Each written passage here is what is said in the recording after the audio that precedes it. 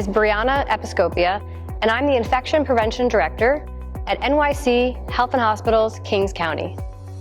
Infection prevention is responsible for making sure that when patients come to the hospital, they leave without any new infections. Our goal is to keep everybody safe, our patients and our staff. There are many things we do in the hospital to keep our patients and our staff safe, and many of these things you can do at home as well. I'm going to review 3 things that you can do at home that we do in the hospital to stay safe. First, you probably guessed it, is hand hygiene. When I say hand hygiene, I mean either using hand sanitizer to wash your hands or using soap and water. Now, for most times, I say it's safe to use hand sanitizer, and you should use it often and frequently. There are, though, a few scenarios when soap and water is needed. Did you guess it? The bathroom, right? So we often don't find hand sanitizers in the bathroom, and we hope you don't have them there, because that's when you really want to use soap and water. Another time is before you eat.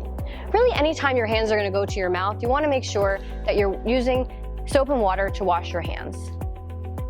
Now, whether you're using soap and water or hand sanitizer, the most important part is when you are applying the product to your hand. So, if you're using hand sanitizer, you want to make sure that you cover all surfaces of your hands. Hand sanitizer has alcohol on it, and it's going to kill germs on your hands. So if you miss a spot on your hand, you're not going to kill the germs there. So you want to make sure that you rub your hands together for about 20 seconds and make sure you cover all the surfaces.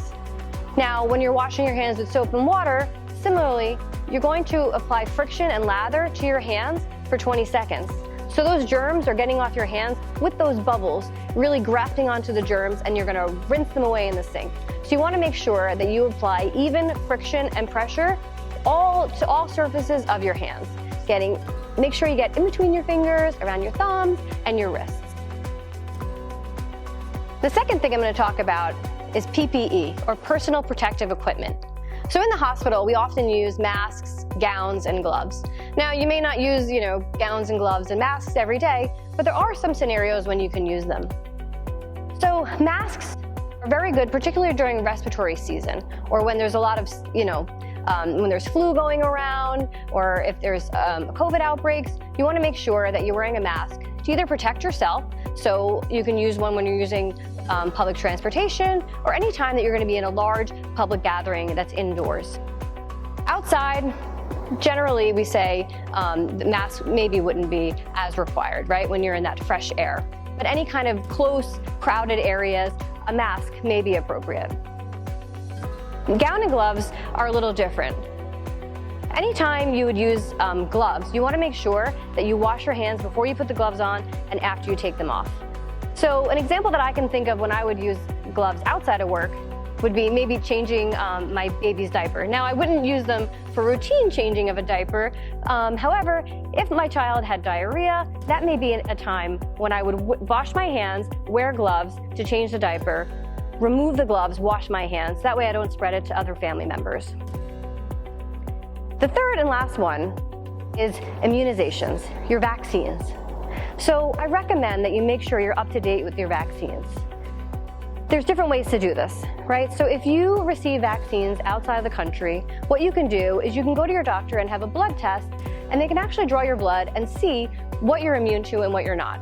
And if they see that your titers are low, then you can just get a new vaccine and then know that you're current and that you're safe from infection. Also flu, right? So flu is one of those ones where regardless, you're gonna have to get a new flu shot every year. I recommend getting it early in the season, because when you get your flu shot, it takes a full 2 weeks until you're considered immune, until your immunity grows from that flu shot.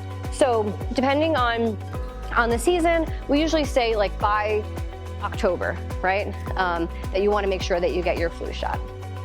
So to recap, in order to stay safe, please remember to perform hand hygiene, wear PPE as needed, and make sure all of your vaccines are up to date. Thank you, and please stay safe, and I hope you and your loved ones are safe.